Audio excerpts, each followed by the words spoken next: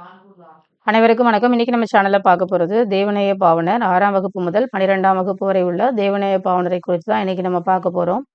தேவநேய பாவனர் எங்கு பிறந்தார் அப்படின்னு பார்த்தீங்கன்னா, சங்கரன் கோவில் அருகில் இருக்கக்கூடிய பெரும்புத்தூர் அப்படிங்கிற ஒரு பகுதியில தான் அவர் பிறந்தாரு. அவருடைய பெற்றோருடைய பெயர் என்ன அப்படின்னு பார்த்தீங்கன்னா, ஞானமுத்து பரிபூரணம் அப்படின்றதான் அவருடைய பெற்றோர் பெயர். பாவனருடைய காலம் அப்படின்னு எடுத்துக்கிட்டோம்னா 7/2/1902 முதல் 15/1/1981 வரை அவருடைய காலங்களாக இருக்குது. மூலி ஞாயிறு அப்படின்னு அழைக்கப்பட்டவர் யார் அப்படின்னா தேவநேய பாவனர். இவர் வந்து பணியாற்றிய இடம் அப்படின்னு பார்த்தோம்னா திருச்சியில் இருக்கக்கூடிய பிஷபீபர் பள்ளியில ஒரு ஆசிரியராக பணியாற்றினார். பாவனர் வந்து சொற்பிறப்பியல் அகர முதலி திட்ட இயக்குனராக எப்போ அவர் வந்து பணியில் அமர்த்தப்பட்டார் அப்படின்னு பார்த்தீங்கன்னா 8/5/1974.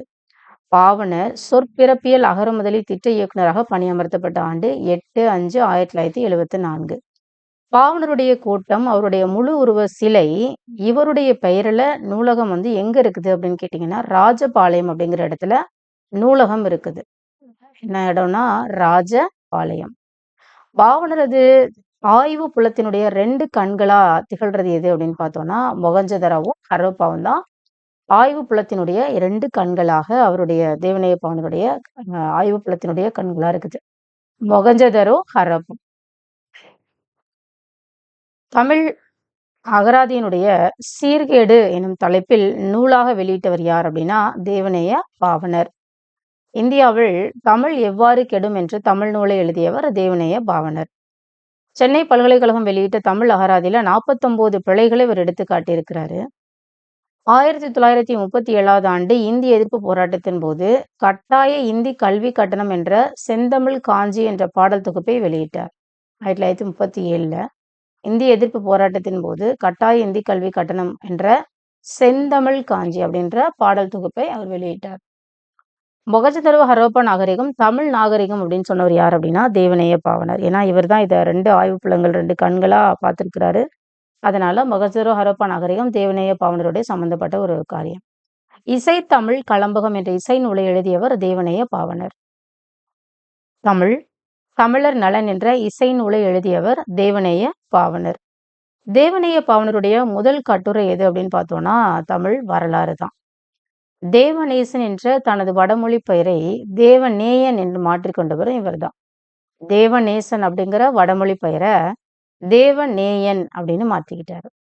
தமிழ் வளர்ப்பதற்காக நானே மரமாக வளர்ந்து வருகிறேன் சொன்னவரும் இவர் தான். தமிழ் வளர்ப்பதற்காக நானே மரமாக வளர்ந்து வருகிறேன். தமிழின் தொன்மையை உலகறிய செய்தவர் கால்டுவெல். தனி தமிழுக்கு வித்திட்டவர் பரதிமாறு கலைஞர். இதெல்லாம் அடிக்கடி கேட்கிற கேள்விகள். தமிழின் தொன்மையை உலகறிய செய்தவர் கால்டுவெல். தனி தமிழுக்கு வித்திட்டவர் பரதிமாறு கலைஞர். தமிழை ஆளென வளர்த்து மாண்புறச் செய்தவர் தேவநேய பாவனர். தமிழை தழைக்க செய்த செம்மல் யார் அப்படின்னா மறைமலை அடிகள். மறைமலை அடிகள் வந்து தமிழை தழைக்க செய்த செம்மல். தேவநேய பாவனர் எங்கெங்கு பணிபுரிந்தார் அப்படின்னு பார்த்தோம்னா நடுநிலைப் பள்ளியில 1 வருஷம், உயர்நிலைப் பள்ளியில 22 வருஷம், சேலம் நகராட்சி கல்லூரியில 12 வருடங்கள், அண்ணாமலை பல்கலைக்கழகத்துல 5 ஆண்டுகள், செந்தமிழ் சொற்பிறப்பில் அகரமுதலி திட்டத்துல 7 ஆண்டுகள்.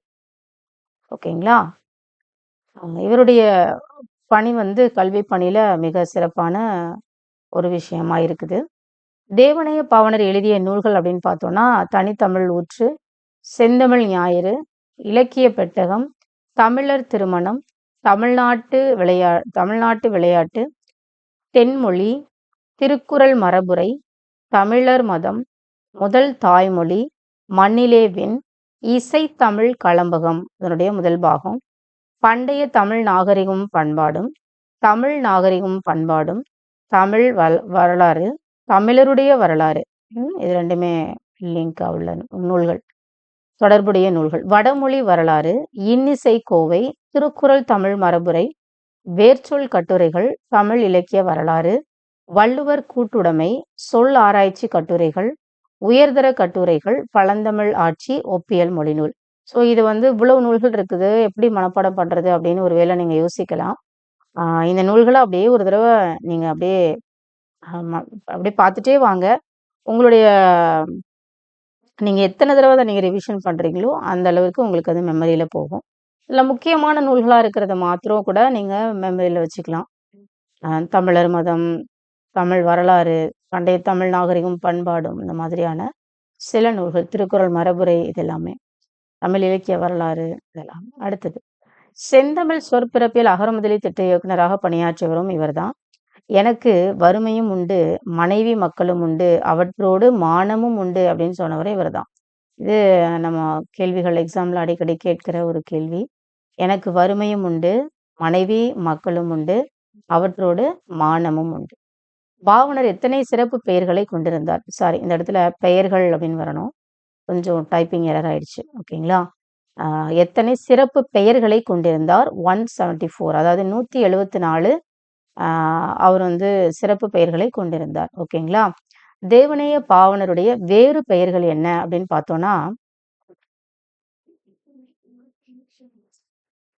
வேறு பெயர்கள், ஓகே, வேறு பெயர்கள் வந்து இலக்கண செம்மல், செந்தமிழ் செல்வர், தமிழ் பெருங்காவலர், தனித்தமிழ் ஊற்று, தமிழ் மானம் காத்தவர், மொழி ஞாயிறு, இது எல்லாமே அவருடைய வேறு பெயர்கள். இலக்கண செம்மல், செந்தமிழ் செல்வர், தமிழ் பெருங்காவலர், தனித்தமிழ் ஊற்று, தமிழ் மானம் காத்தவர், மொழி ஞாயிறு, இதெல்லாமே அவருடைய வேறு பெயர்கள். இதெல்லாம் கொஞ்சம் நல்லா படிச்சுக்கோங்க.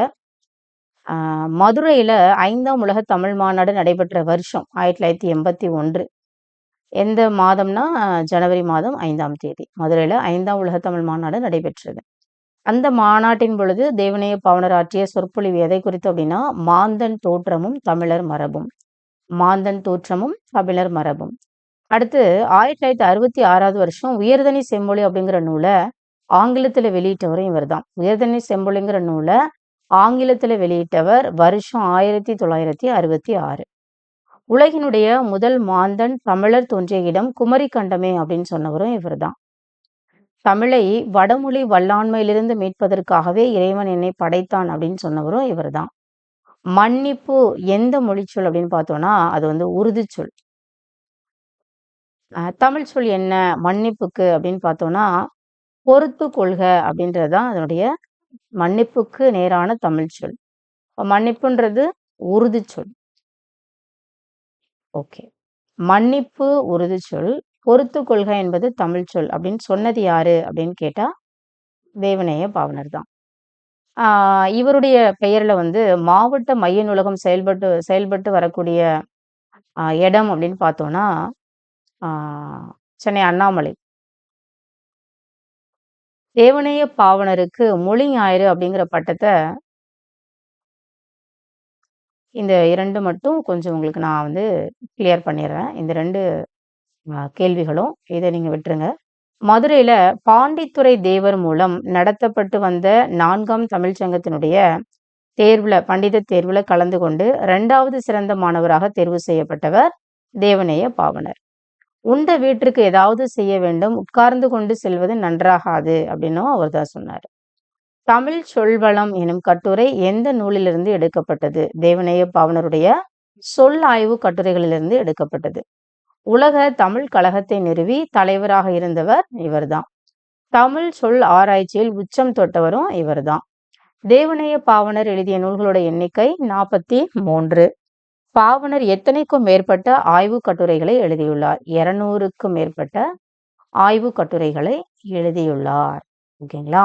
ஸோ இதுவரையிலும் நம்ம தேவநேய பாவனரை குறித்து பார்த்தோம். ஸோ இதில் வந்துட்டு தேவநேய பாவனருக்கு மொழி ஞாயிறு அப்படிங்கிற பட்டத்தை 1970 யார் கொடுத்தா அப்படின்னா, பாவலரேறு பெருஞ்சித்திரனார் கொடுத்தாரு. மாவட்ட மைய நூலகம், தேவநேய பாவனருடைய பெயரில் மாவட்ட மைய நூலகம் வந்து சென்னை அண்ணாமலை பல்கலைக்கழகத்தில் மேபி இருக்கலாம். இது மட்டும் உங்களுக்கு நான் கன்ஃபார்ம் பண்ணிடுறேன். அவ்வளோதான். ஸோ இதுவரையிலும் நம்ம 6ஆம் வகுப்பிலிருந்து 12ஆம் வகுப்பு வரை உள்ள தேவநேய பாவனரை குறித்த சில குறிப்புகளை உங்களுக்கு கொடுத்துருக்குறோம். தொடர்ந்து எபினேசர் டிஎன்பிஎஸ்சி அகாடமி சேனலை வாட்ச் பண்ணுங்கள், உங்கள் ஃப்ரெண்ட்ஸ்க்கு ஷேர் பண்ணுங்கள். தொடர்ந்து ஃபுல் வீடியோஸ் பாருங்கள். டிஸ்கிரிப்ஷன் கீழே உங்களுக்கு வந்து அந்த லிங்க் கொடுக்குறேன். நீங்கள் உங்களோட எக்ஸாம் பாயிண்ட் ஆஃப் வியூக்கு அதை பயன்படுத்தி கொள்ளுங்கள் படிக்கிறதுக்கு. தேங்க்யூ ஸோ மச் ஃபார் வாட்சிங்.